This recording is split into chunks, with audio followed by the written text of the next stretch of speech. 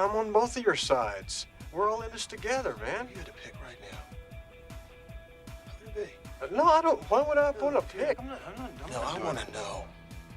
Welcome to Watch Mojo, and today we're counting down our picks for the top 20 underrated films of all time. Jesse, look at what I found here.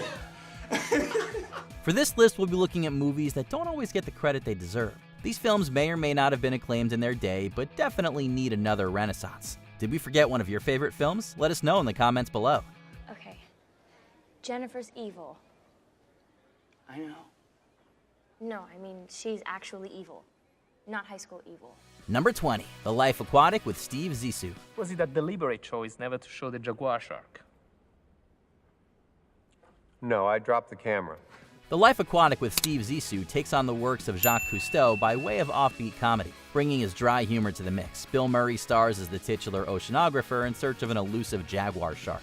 Encounter with highly abnormal, shark-like fish, 10 meters in length, unfamiliar dorsal features, spots all over it. I shot it dorsally with a homing dart. Filmmaker Wes Anderson crafts a highly stylized adventure full of memorable characters played by a cast of all-star actors. Murray and the gang all make this story worthwhile with a mix of light entertainment and emotional depths. There's also a wild shootout set to a song by the Stooges for good measure. Some feel like this is a lesser entry in the director's filmography, but there's enough whimsical fun here to entice any fan. Here we go. Steve, What are you going to get your ass the hell off of my boat!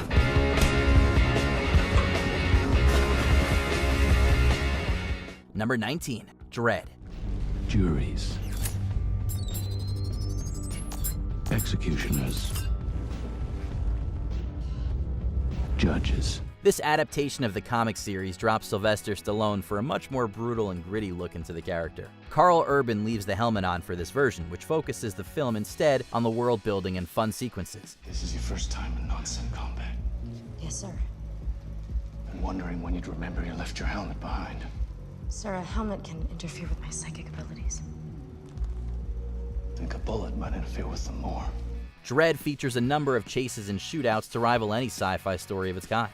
Urban's subtle acting is a lean interpretation of the title role, without slipping into the broader territory of his predecessor.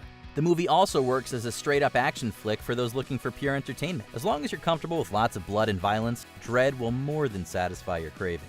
If I don't come back and you get cornered, you might not want to get taken alive. Your call. Sir. Number 18, Dan in Real Life.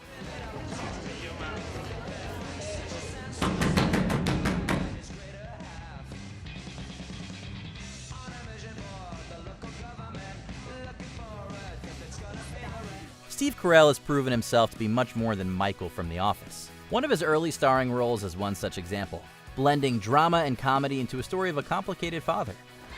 Can I drive? Dad's going to be syndicated. Not so fast. There are 2 other columnists being considered, so... Oh, that's great. Can I drive? His character struggles to accept his daughter's changing lives while also contemplating a relationship with his brother's partner. Carell bridges the gap between humor and genuine sensitivity in a realistic portrayal of fatherhood. In the part of Dan, the actor proves that he has a dramatic presence that never feels forced or hammy in the slightest. Cast members like Juliette Binoche and even Dane Cook bring underrated work to this worthwhile dramedy. No, it seems that it's been seriously hard. No. No, we're okay now. We're really okay. You don't have to smile. Number 17, Thief. Lie to no one. If there's somebody close to you, you're gonna run it with a lie. Michael Mann's debut feature is among the coolest films of the 80s. Taking the best elements from crime cinema, the director delivers a stylish movie full of rain-drenched streets and shifty characters. He also directs star James Caan in his greatest performance. Barry will collect it. We're down to Brett Tip 3 this afternoon. I'm not shipping you. You'll double your money in 3 months. My money goes in the bank. You put your money on the street. Playing the skilled robber Frank, the actor pushes beyond the typical cliches of the genre and finds the heart of a troubled man. Caan's assertive presence drives the main plot as he contemplates settling down and leaving behind his criminal background. Next to fantastic acting and direction, Tangerine Dream's synth soundtrack gives this piece another memorable element to experience. That is my life. And nothing, nobody can stop me from making that happen. And right there, that would be you. Number 16, Kiss Kiss Bang Bang. Hi. Hey. So what do you do for a living? I'm retired. I invented dice when I was a kid. Oh. Shane Black was a hotshot screenwriter long before making Kiss Kiss Bang Bang. For his directorial debut, the Lethal Weapon scribe takes his knack for witty dialogue and buddy films to new heights. I apologize. That is a terrible scene. It's like, why was that in the movie? Gee, you think maybe it'll come back later? Robert Downey Jr. plays a guy who accidentally wins an acting role, studying for his part with the help of Val Kilmer's private eye. The dynamic pair gives the lively script the feel that all of the dialogue is completely off the cuff. Along with directing a fantastic cast, Black's infectious energy reaches to every corner of the project at a lightning pace. The entire production works both as an intriguing noir and a whip-smart comedy. Boils down to this. Veronica Dexter, yesterday afternoon, about 4:30, left her home. Yeah. Went off to the airport, pick up some dude, old boyfriend. Off she went. That was it. That was the last anybody saw of her? Number 15, Gattaca. Jerome Morrow, Navigator First Class, is about to embark on a 1-year manned mission to Titan, 14th moon of Saturn. Andrew Nichols' sci-fi tale carries with it some of the smartest and deepest philosophical ideas of its era. Ethan Hawke's character Vincent strives for greatness in a world that doesn't accept him, leading the character to assume another man's identity at an aerospace corporation. They don't care where you were born, just how. Blood has no nationality. As long as it's got what they're looking for, it's the only passport you need. His complex plan to impersonate the privileged Jerome carries with it a number of dramatic pitfalls and rich metaphors. Depicting a society that favors eugenics, Gattaca makes bold statements about the concepts of humanity in the face of technological advances. The film blends romance and mystery into its tightly wound narrative, all of which effectively utilize Nichols' dense world building. All that remains is to select the most compatible candidate. First, we may as well decide on gender. Have you given it any thought? We would want Vincent to have a brother, to play with. Number 14, Matchstick Men. Angela wants to talk to you, though. Who? Angela, your daughter. She knows you're her father, and she says she really wants to meet you. Nicolas Cage is his usual entertaining self in Ridley Scott's Matchstick Men. He stars as the con man Roy Waller, dealing with disorders such as OCD. Following a panic attack, his partner tries to get him some psychiatric help. Hey, Roy, you need to see someone, okay? Don't think I'm doing this just for you. You got money. You can retire. I get car payments. This results in a circuitous plot that reunites Waller with his so-called daughter and brings into question the nature of his con artist ways. Cage and Sam Rockwell give two electric performances in this well-constructed comedy. Filled with many unexpected surprises, this clever movie tricks the audience in increasingly entertaining and unpredictable ways. Director Scott ultimately makes a case for being as competent with dark humor as he is with sci-fi. The most important thing you have to understand about this game is 90% of it is variable. No matter how good your plan is, you almost always get thrown a curveball, so you gotta be flexible, prepared to roll with anything. Number 13, 50-50. Please call me Catherine. Oh. Hi. You're Dr. McKay. I am. Well, have a seat. Sit down, please. 50-50 manages to find humor in a topic as serious as cancer. Joseph Gordon-Levitt stars as Adam, who reels from a life-changing diagnosis and receives help from a friend played by Seth Rogen. I think chances? so. What are your odds? I don't know. I mean, I looked it up and it said 50-50, but that's like the internet, so... It's not that bad. That's better than I thought. The movie charts the lead character's journey through all the ups and downs of the disease, including his family's reaction to the news.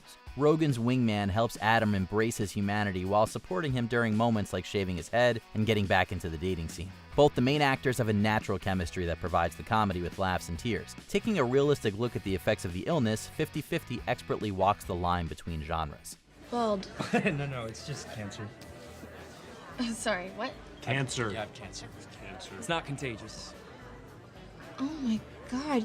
What kind of cancer is it? It's, spinal. Number 12, Detroit. Party's over. Let's get it moving. You know how this works. Catherine Bigelow's historical drama delves into a deadly episode of the events surrounding the 1967 Detroit riot. At the Algiers Motel, authorities respond to a gunshot without knowing that it's a starter pistol. This leads to a tense standoff between corrupt policemen and the motel guests, resulting in the deaths of multiple people.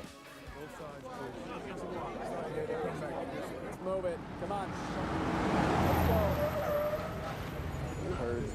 Bigelow and screenwriter Mark Bowl craft a disturbing snapshot of racism in 60s America. With a brilliant ensemble that includes John Boyega and Will Poulter, this story deals with the fallout of an actual tragedy. Detroit did not receive the reception of the filmmaker's previous work, but it carries a difficult and vital thesis about the ongoing racial divide and injustices in the U.S. What is the point? Look, I understand, okay? But don't antagonize those guys. I need you to survive the night. Number 11, Everybody Wants Some. Hey, I'm just gonna tell you something right now. Yeah. I hate pictures, okay? So you and me will be teammates, but we're not gonna be friends or anything like that. Might give you some kind of edge if I gotta face you down the line in pro ball. If you ever make it there, I'm just not gonna do that. If you ever wondered what it's like to be an athlete in college, this movie attempts to scratch the surface. During the last few days before school starts, a freshman baseball player joins his housemates for a chaotic marathon of parties and practice. Director Richard Linklater harkens back to his classic Dazed and Confused in the spiritual sequel and All for the Better. But I wouldn't give a sucker or a bum from the rugger, not a dime till I made it again. Everybody go hotel, motel, what you gonna do today? A team of lesser-known actors assembles for some hilarious conversations and a slew of hijinks. Zoe Deutsch joins the fun with a welcome role as the lead character's love interest. Not only does Linklater create an enjoyable salute to the 80s, he also introduces the world to many talented performers in the process. Hey, you're the quiet guy in the backseat, Jake. Yeah. Hi. Hi, it's the quote-unquote auburn-haired girl in 307. Number 10, The Place Beyond the Pines.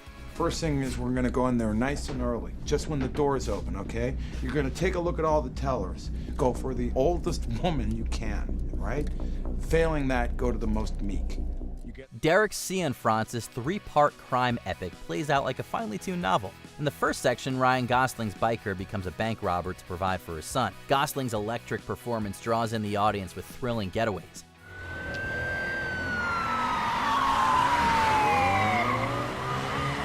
The second part features Bradley Cooper dealing with the fallout of a high-speed chase and fending for himself against a corrupt police force. Cooper delivers his most underrated work as an honest cop who deals with the trauma of a shooting. Cianfrance brings together all of the emotions of this piece into a cathartic final third that is both moving and shocking in equal parts. Blending together the greatest elements of heist films with a believable drama, The Place Beyond the Pines is well worth its extended runtime. I'm doing it for you. You can have anything you want, but I don't want you to touch that kid. You leave him alone. Number 9, Jennifer's Body. But most of us were too numb to enjoy ourselves. Most of us.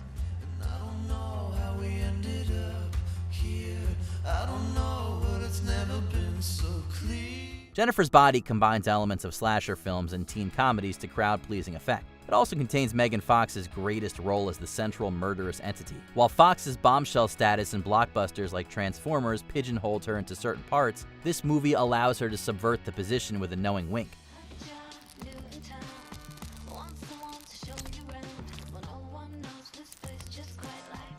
I gotta go. I am a god. Okay. Her succubus character effectively woos and murders unsuspecting teenagers with her wicked charms. She and Amanda Seyfried start together in an unlikely friendship that brings a more female perspective to the genre. This horror adventure didn't get the love it deserved upon release, but people are coming around to it as much more than an average shock fest. What do you want from me? I just want to explain some things to you. Besides, best friends don't keep secrets, right? Number 8, Clue. Well, I am willing to believe you. I, too, am being blackmailed for something I didn't do. Me too. And me. Not me. You're not being blackmailed? Oh, I'm being blackmailed, all right. But I did what I'm being blackmailed for. Nobody would have guessed that a board game could inspire such a funny and thrilling film. Taking cues from other murder mysteries, Clue uses the basic setting and character names from the original concept to spoof the popular genre. Tim Curry leads a cast of comedic stars with snappy dialogue and an effective plot. The twists and turns are only beaten by the sheer amount of laugh-out-loud moments. That's what we're trying to find out. We're trying to find out who killed him, and where, and with what. There's no need to shout. I'm not shouting!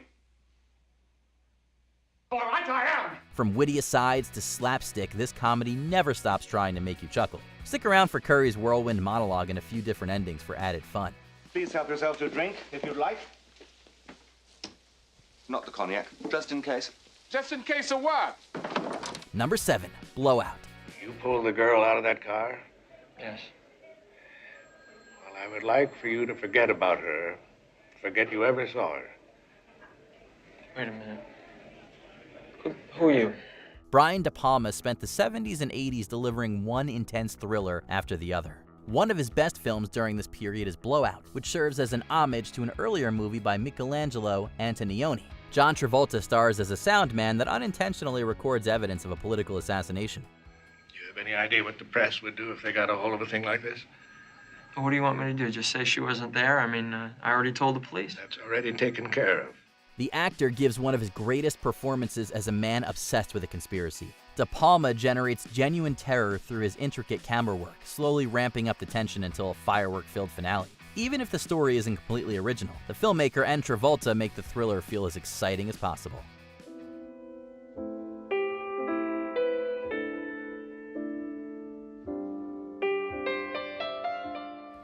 Number 6, The Assassination of Jesse James by the coward Robert Ford. Nope. You got anything good here? Could be. With a lengthy runtime and title, it's fair to assume some people steered clear of this movie during its first release. The narrative follows the James gang during their heyday of robberies, while Robert Ford's obsession with the outlaw grows to a violent end. You Robert Ford? How old are you? 20. Director Andrew Dominic questions the mythic figures of the Old West and the infamy that keeps them in the spotlight. Brad Pitt brings James into full view as a flawed human next to Casey Affleck's impressive work as the treacherous Ford. The deliberately slow pace doesn't entice all audiences, but it certainly rewards any dedicated viewers with a nuanced portrait of two 19th century men. It's April Fool's Day, you know. Ain't no joke.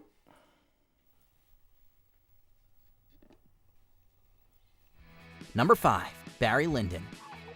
But he was destined to be a wanderer, and the battle with Quinn set him on his travels at a very early age.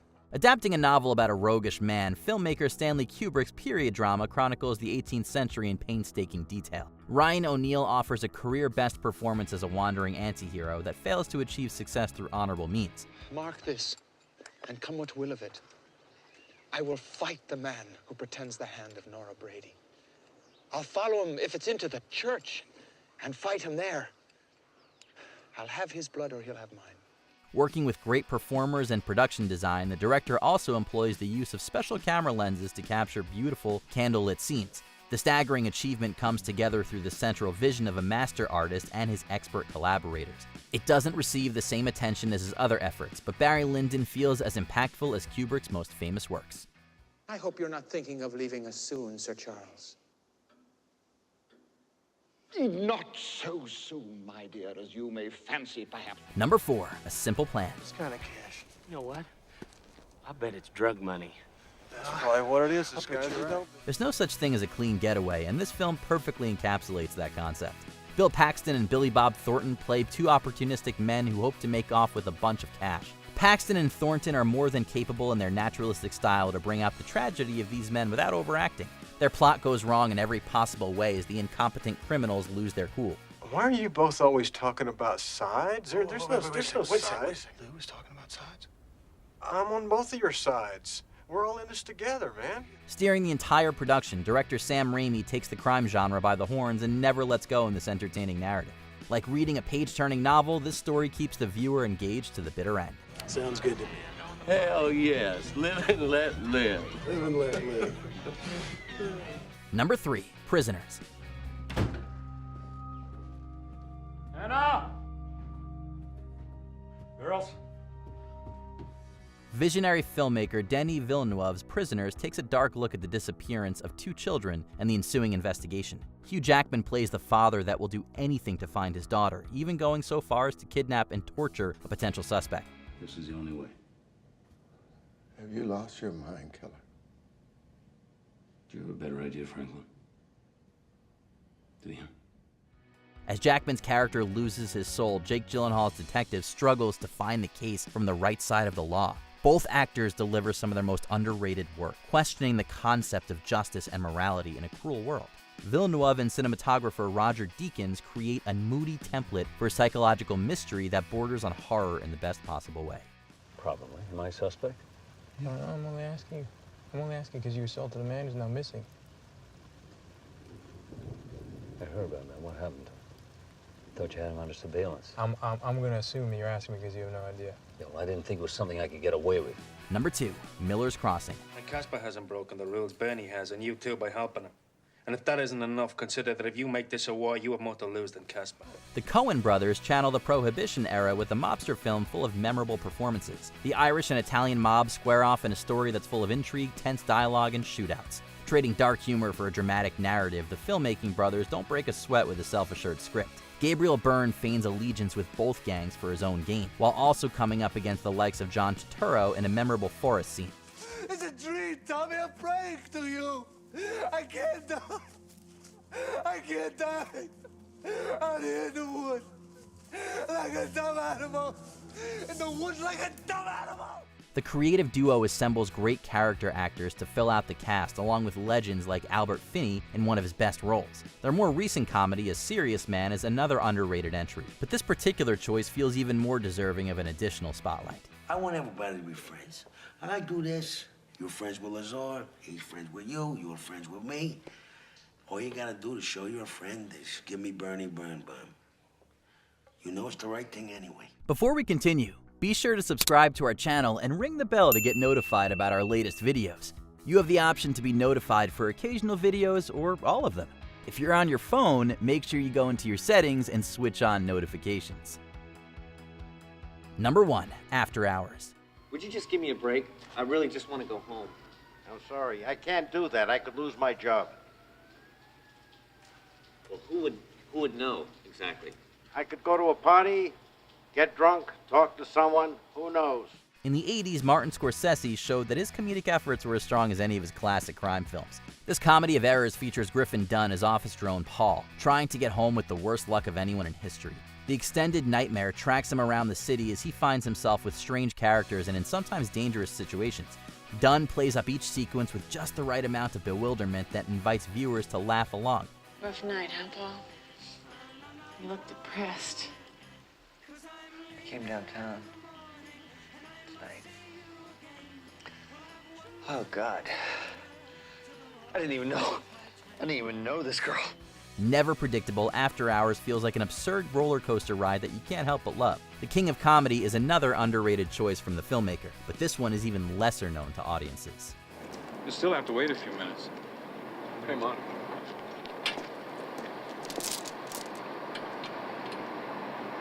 Why doesn't he have to wait a few minutes? Tonight is Mohawk night. If you had a Mohawk, you could go in.